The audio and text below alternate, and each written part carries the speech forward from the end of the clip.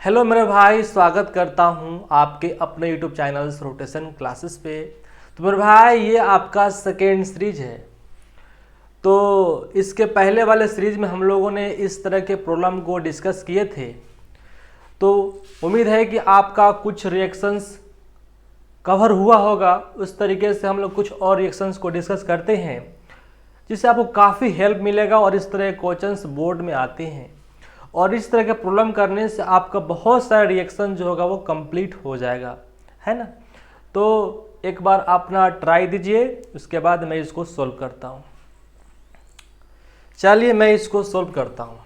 बहुत अच्छा क्वेश्चंस मैंने अपने हिसाब से निकाला है। तो चलिए मेरे भाई शुरू करते हैं।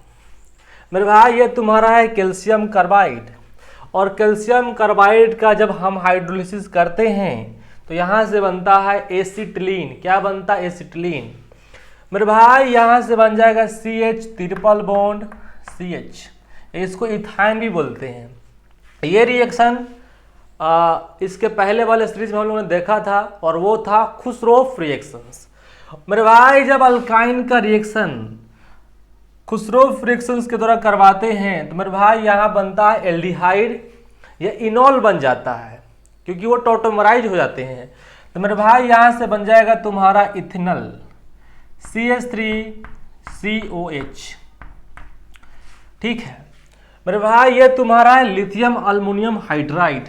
ये एक तरह का रिड्यूसिंग एजेंट होता है। इसको प्यार से हम लोग लाहा बोलते हैं। क्या बोलते हैं? लाहा। जो एल्डिहाइड और कीटोन्स को अल्कोहल में चेंज कर देता है या रिड्यूस कर देता है।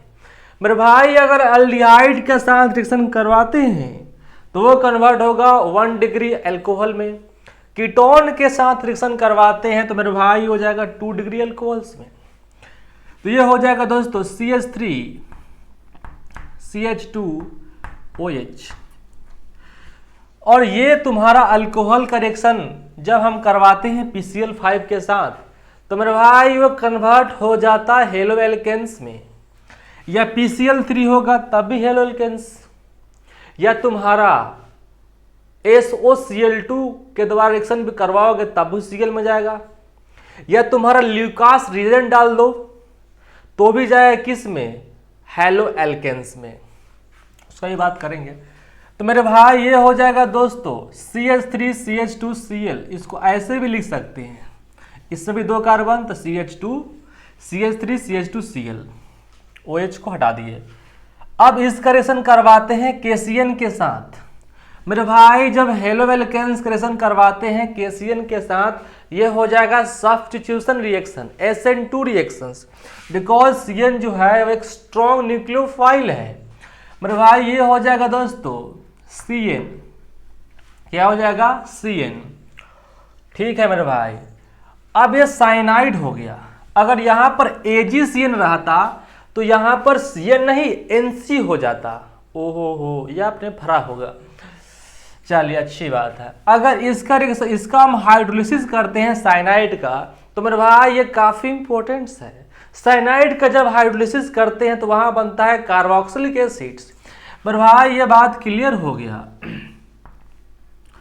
हो जाएगा तुम्हारा COH, क्योंकि यहां पर 3 कार्बन है तो यहां 3 कार्बन का कार्बोक्सिलिक एसिड बन गया।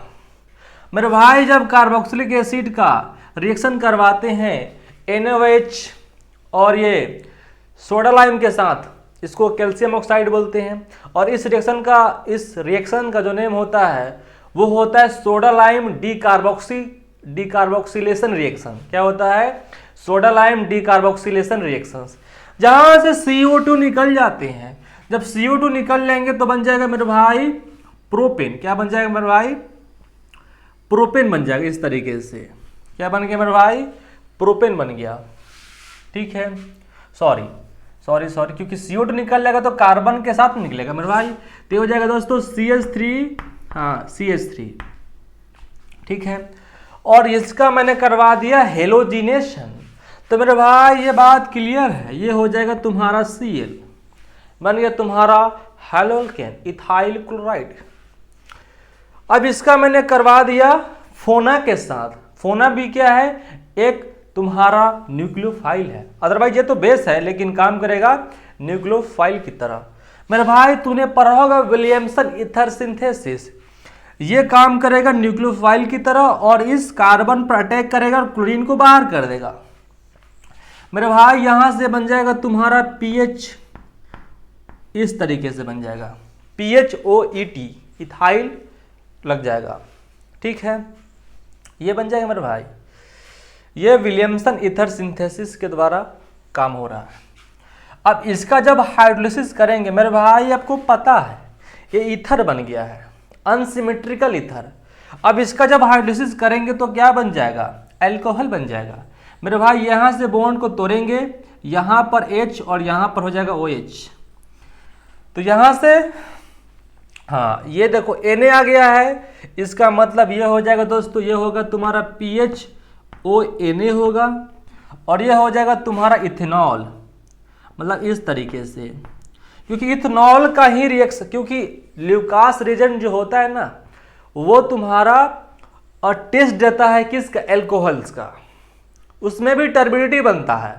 3 डिग्री एल्कोहल्स में टर्बिडिटी फास्ट होता है, जल्दी आता है, और 2 डिग्री एल्कोहल्स में मिनट में 5 मिनट 4 मिनट का समय लगता है, और 1 डिग्री अल्कोहल का टेस्ट देने में इसको काफ़ी समय लगता है, अदरवाइज इसको हीट भी करना पड़ता है। तो ये भी सवाल आ सकता है कि ल्यूकास रिएजेंट का यूज हम लोग करते हैं हाँ आपको टेस्ट के तौर पे अल्कोहल के लिए, है ना। चलिए, तो इथेनॉल का रिएक्शन करवाते हैं तुम्हारे ल्यूकास रिएजेंट के साथ, तो मेरे भाई ये हो जाएगा हेलोवेल केन बन जाएगा, और इस रिएक्शन को बोलते हैं SN1। क्या बोलते हैं मेरे भाई, SN1 हुआ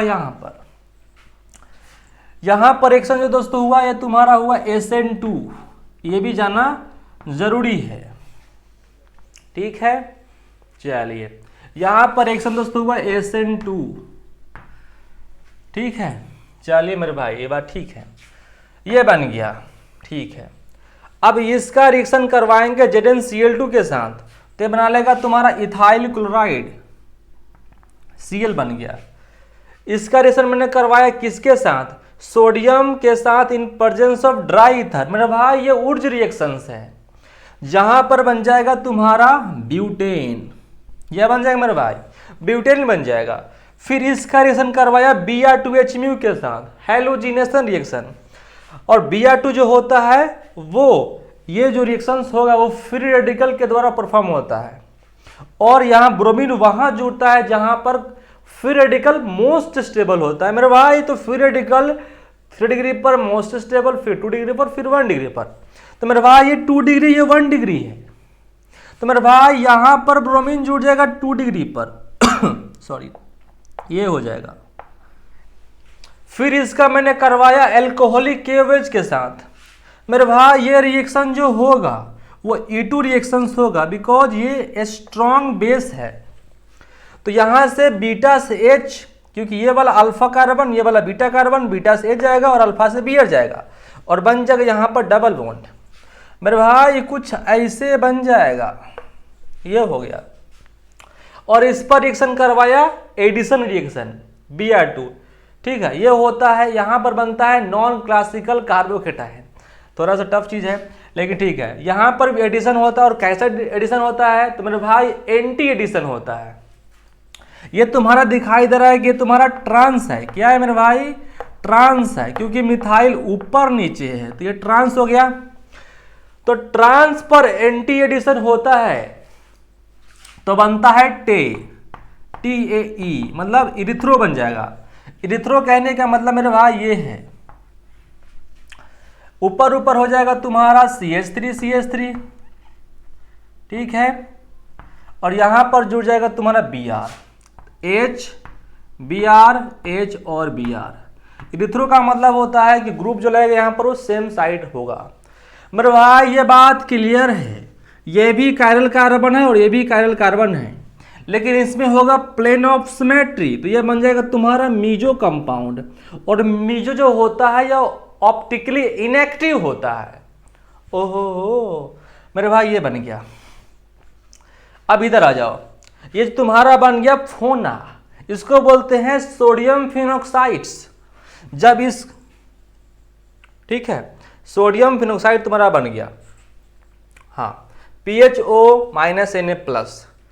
अब इसका रिएक्शन Na नहीं होगा भाई, यहाँ पर Na कैसे हो सकता है ना। तो सिर्फ करवाया तुम हाँ किसके साथ, CH3Cl के साथ। तो ये फिर से कौन सा रिएक्शन मेरे भाई, फिर से हो जाएगा तुम्हारा Williamson ether synthesis. O minus जो होगा वो इस कार्बन पर अटैक करेगा और क्लोरीन को बाहर कर देगा। ये रिएक्शन जो होगा वो SN2 होगा, ठीक है। और ये हो जाएगा दोस्तों PHOCH3, ये बन जाएगा PHOCH3। इस चीज को दोस्तों आप देख लीजिए, काफी इंपॉर्टेंट है मेरे भाई। आप इधर आ जाइए, अब इसको भी आपको करना है, काफी इंपॉर्टेंट है। देखिए मेरे भाई, ये तुम्हारा है फिनॉल। फिनॉल का रिएक्शन करवाया मैंने सोडामाइड के साथ NaNH2। मेरे भाई ये स्ट्रॉन्ग बेस की कैटेगरी में आता है। तो ये जो होता है तो यहां पर हो जाएगा, ये बेस है, ये तुम्हारा एसिड है, तो हो जाएगा तुम्हारा एसिड बेस रिएक्शन। तो यहां से बन जाएगा दोस्तों, इसको पीएच बोलते हैं, तो जाएगा PHO माइनस Na प्लस बन जाएगा। और यहां से निकल जाएगा दोस्तों NH3 गैस। ये भी तुम्हारा एक क्या है, फिनॉल है। और सोडियम जो होता है वो क्या करता है, इलेक्ट्रॉन देने का काम करता है। तो फिर ये जो होता है वो बेसिक नेचर का होता है मेरे भाई। तो फिर से बन जाएगा तुम्हारा PHO माइनस Na प्लस, और यहां से हाफ H2 गैस बाहर निकल जाएंगे, हाफ H2 गैस बाहर निकल जाएंगे। यहां जो H निकलेगा बैलेंस करने के लिए यहां पर 2, यहां पर 2, यहां पर आप 2 लिख सकते हो, कोई दिक्कत नहीं है। ये ब्रोमीन के साथ क्या है मेरे भाई, CH2 है। CH2 कुछ ऐसे होता है, यहां पर दिखाई दे रहा है कि यहां पर इसका डाइपोल मोमेंट क्या है, 0 है। इसका मतलब ये तुम्हारा नॉन पोलर सॉल्वेंट है मेरे भाई, ये रिएक्शंस में पार्टिसिपेट नहीं करेगा। और क्या होगा, यहां से बन जाएगा, ये रिएक्शंस NCERT का भी है, ये OH और यहां पर हो जाएगा Br, और पैरा वाला भी बनता है, ठीक है, OH और Br। ये होता है न्यूक्लियोफिलिक सब्स्टिट्यूशन रिएक्शंस, ठीक है, क्योंकि ये स्ट्रॉन्ग एक्टिवेटिंग ग्रुप है, ठीक है। ये Br2, ये उसको बोलते हैं ब्रोमीन वाटर। इसको क्या बोलते हैं दोस्तों, कि जब फेनॉल का रिएक्शन करवाते हैं ब्रोमीन वाटर के साथ, मेरे भाई गजब का रिएक्शन यहां पर होता है। यहां पर ऑर्थो पारा पे ब्रोमीन ग्रुप आ जाता है, ठीक है, और यह हो जाएगा OH। तो ब्रोमीन वाटर वाटर का यूज हम लोग अरोमेटिक कंपाउंड के टेस्ट के तौर पर भी यूज करते हैं, और तुम्हारा अल्कीन और अल्काइन के लिए भी यूज करते हैं टेस्ट के तौर पे, मतलब अनसैचुरेटेड कंपाउंड के टेस्ट के लिए भी हम लोग ब्रोमीन वाटर का यूज करते हैं। तो मेरे भाई आज का सेशन हुआ समाप्त, फिर मिलते हैं नेक्स्ट वीडियो में। पढ़ते रहे, बढ़ते रहे, स्वस्थ रहे, मस्त रहे।